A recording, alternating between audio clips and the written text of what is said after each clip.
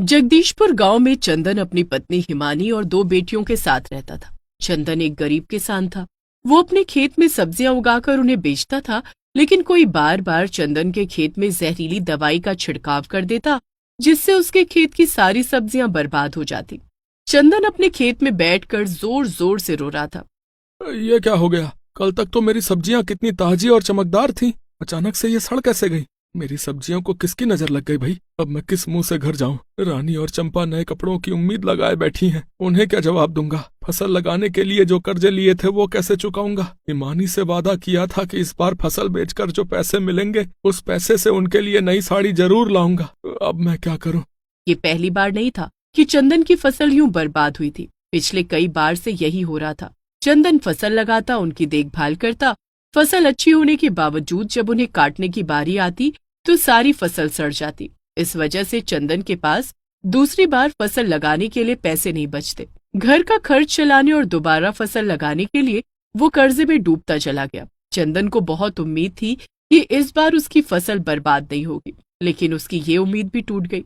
हताश और निराश होकर वो नदी की ओर जाने लगा। नदी पर पहुंचकर चंदन सोचता है, मैं जीकर क्या करूंगा? मेरे पास ना तो मेरे परिवार को पालने के लिए पैसा है और ना ही कर्जे चुकाने के लिए। क्यों ना मैं नदी में कूदकर अपनी जान दे दूं।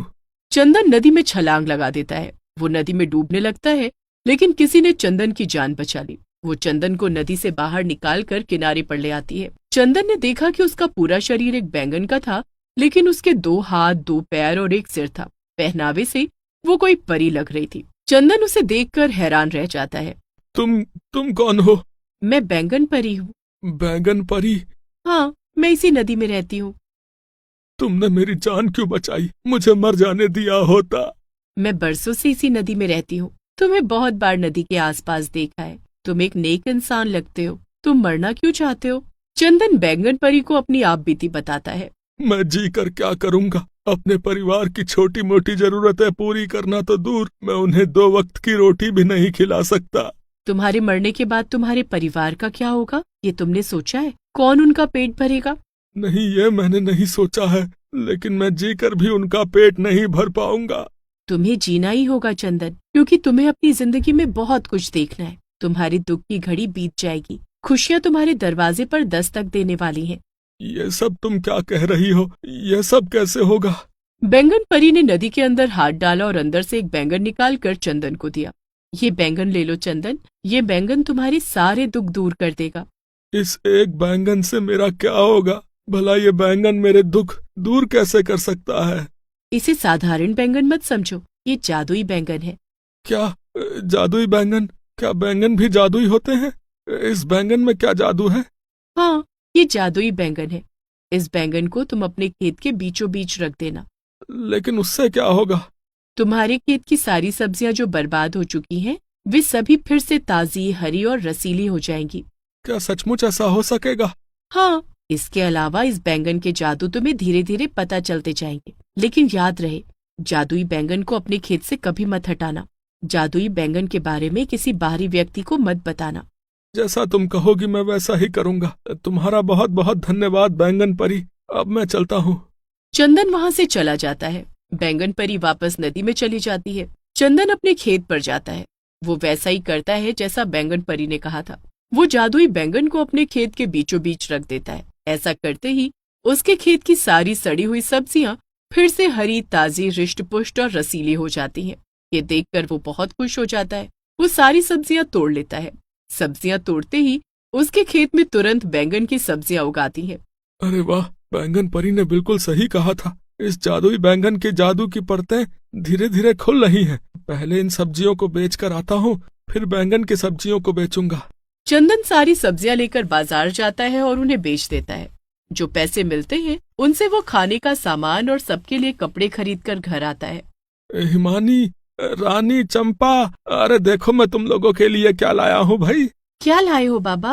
अरे वाह, नए कपड़े! कितने दिनों के बाद हम दोनों नए कपड़े पहनेंगे। माँ देखो, बाबा तुम्हारे लिए नई साड़ी भी लाए हैं। रानी के बाबा, इतने पैसे आप कहाँ से ले आए? क्या हमारी सब्जियां इस बार बर्बाद नहीं हुई? बर्बाद तो हो गई थी, लेकिन फिर एक चमत्कार हुआ और सब ठीक हो गया। चमत्कार? कैसा चमत्कार? चंदन ने हिमानी को बैंगन परी वाली सारी बात बताई। और इस तरह से हमारी सब्जियां फिर से हरी हो गईं। लेकिन आपने सारे पैसे खर्च कर दिए, अब हम लाला जी का कर्जा कैसे चुकाएंगे? तुम चिंता क्यों करती हो? अभी हमारे खेत में बैंगन की फसल तैयार है, उन्हें बेचकर मैं लाला का सारा कर्जा चुका दूंगा। वो तो ठीक है, लेकिन फिर किसी ने हमारे खेत में जहरीली दवाई डाल दी और जादुई बैंगन सड़ गया तो हम क्या करेंगे? इस बारे में तो मैंने सोचा ही नहीं। रात होने से पहले आप जादुई बैंगन को घर ले आना।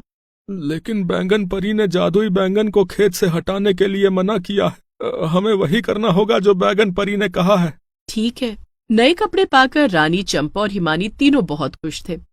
हिमानी जल्दी से खाना बना दो, जोरों की भूख लगी है। खाना खाकर मैं खेत पर जाऊंगा, बैंगन की सब्जियां तोड़कर बाजार में बेच दूंगा। जो पैसे मिलेंगे उससे लाला का कर्जा चुका दूंगा। आप थोड़ी देर आराम कर लीजिए, मैं खाना बना देती हूँ। चंदन बिस्तर पर लेटकर आराम करने लगता है और हिमानी खाना बनाने लगती है। थोड़ी देर के बाद खाना बन जाता है। चारों खाना खाते हैं, जिसके बाद चंदन अपने खेत पर चला जाता है। वहां जाकर वो बैंगन की सारी सब्जियां तोड़ लेता है। सब्जियां तोड़ते ही वहां फिर से वही बैंगन की सब्जियां उगाती हैं। मेरी तो लॉटरी लग गई, अब बार बार फसल लगानी भी नहीं पड़ेगी। वाह मेरे जादुई बैंगन। वो तोड़े हुए सारे बैंगन बाजार में बेच देता है और पैसे लेकर लाला के पास जाता है। आओ चंदन, कहीं तुम्हारी सब्जियां फिर से बर्बाद तो नहीं हो गई? तुम कर्जा मांगने तो नहीं आए हो? देखो भाई, पहले पुराने कर्जे चुका दो, उसके बाद ही मैं तुम्हें नया कर्जा दूंगा। नहीं लाला जी, आज मैं कर्जा मांगने नहीं चुकाने आया हूँ। मेरी सब्जियां बर्बाद नहीं हुई, मैंने सारी सब्जियां बेच दी। आज मैं आपका कर्जा चुकाने आया हूँ। ये लीजिए आपके पैसे। लाला पैसे ले लेता है, लेकिन चंदन की बात सुनकर वो अचरज में पड़ जाता है। क्या बात है लाला जी, आप किस चिंता में पड़ गए? तू तो बहुत चालाक बन रहा है चंदन। ये पैसे तो मूलधन है, सूद के पैसे कौन देगा भाई? सूद के पैसे? हाँ, 6 महीने के सूद के हिसाब से मेरे 2000 रुपए और बनते हैं। चल निकाल 2000 रुपए। लाला जी, अभी मेरे पास 2000 रुपए नहीं है, लेकिन मैं वादा करता हूँ कि कुछ दिनों में आपके सारे पैसे वापस कर दूंगा। कैसे वापस कर देगा भाई? अगर तेरी सब्जियां फिर से सड़ गई तो? नहीं लाला जी, अब ऐसा नहीं होगा, मैं आपके पैसे जरूर दे दूंगा। ऐसा कहकर चंदन वहां से चला जाता है, लेकिन लाला कुछ सोचने लगता है। मैंने अपने हाथों से कल रात चंदन के खेत में जहरीली दवाई का छिड़काव किया था। सब्जियां मेरे सामने ही सड़ गई थी। फिर चंदन जो कह रहा है वो सच कैसे हो सकता है? दरअसल लाला ही चंदन के खेत में जहरीली दवाई का छिड़काव किया करता था, ताकि चंदन की सब्जियां सड़ जाएं और परेशान चंदन बार बार लाला से कर्ज लेता रहे। लाला ने सोचा कि कर्जा जब बहुत बढ़ जाएगा तो वो चंदन के खेत पर कब्जा कर लेगा, लेकिन आज जो हुआ उससे लाला को अपने नापाक मंसूबों पर पानी फिरता दिखाई दे रहा था। उस रात वो चंदन के खेत पर जाता है, जहाँ बैंगन की ताजी रसीली सब्जियां लाला को मुंह चिढ़ा रही थी। एक ही दिन में चंदन के खेत में बैंगन की सब्जियां कैसे उगाई? जरूर इसने कोई जादू टोना किया है। लेकिन मेरा नाम भी झप्पू लाला है, मैं इसकी सारी सब्जियां मिनटों में बर्बाद कर दूंगा। लाला बैंगन की सब्जियों पर जहरीली दवा का छिड़काव कर देता है, जिसके बाद बैंगन की सारी सब्जियां सड़ जाती हैं। लाला हंसने लगता है। अपने आप को बहुत चालाक समझ रहा था, लेकिन मुझसे चालाक नहीं है। ये सब करके लाला वहां से जाने वाला था कि तभी उसने देखा कि सारी सब्जियां फिर से हरी भरी और ताजी होने लगती हैं। ये क्या हो रहा है? सारी सब्जियां तो सड़ गई थी, फिर ये फिर से हरी भरी कैसे हो रही हैं? देखते ही देखते सारी सब्जियां ताजी हो जाती हैं। लाला गुस्से में सब्जियों पर दोबारा जहरीली दवा का छिड़काव करता है। सब्जियां फिर सड़ जाती हैं, लेकिन वे फिर से हरी भरी और ताजी हो जाती हैं। लाला देखता है कि सारे बैंगनों के बीच में एक बैंगन ऐसा है जिस पर जहरीली दवा का कोई असर नहीं हो रहा है। तो ये है वो बैंगन जिसमें चंदन ने जादू टोना किया है और इसे खेत के बीचों बीच रख दिया है। लाला माचिस की तीली से जादुई बैंगन को जलाने की कोशिश करता है, लेकिन वो बैंगन का कुछ बिगाड़ नहीं पाता है। तभी बैंगन में से आवाज आती है। तुम थक गए होगे लाला, जाओ जाकर सो जाओ। कौन कौन है यहाँ? लाला के पूछते ही वो बैंगन धीरे धीरे बहुत बड़ा हो जाता है। उसके हाथ पैर निकल आते हैं। ये देखकर लाला बहुत डर जाता है। भूत भूत भूत! लाला उल्टे पांव वहां से दौड़ता हुआ सीधा अपने घर आकर रुकता है। उस दिन लाला ने कसम खाई कि ना तो किसी के खेत पर बुरी नजर डालेगा और ना किसी की सब्जियां बर्बाद करेगा। जादुई बैंगन के असर से चंदन का खेत हमेशा हरा भरा रहता। वो सब्जियां बेचकर लाला के सूद के पैसे चुकाने लाला के पास पहुंचा। नहीं चंदन, मुझसे हिसाब करने में गलती हुई। तुम्हारे सर पर मेरा कोई भी कर्जा बाकी नहीं है। ये पैसे तुम ही रख लो भाई। धन्यवाद लाला जी। बैंगन परी के दिए हुए जादुई बैंगन की मदद से चंदन खूब पैसे वाला बन गया।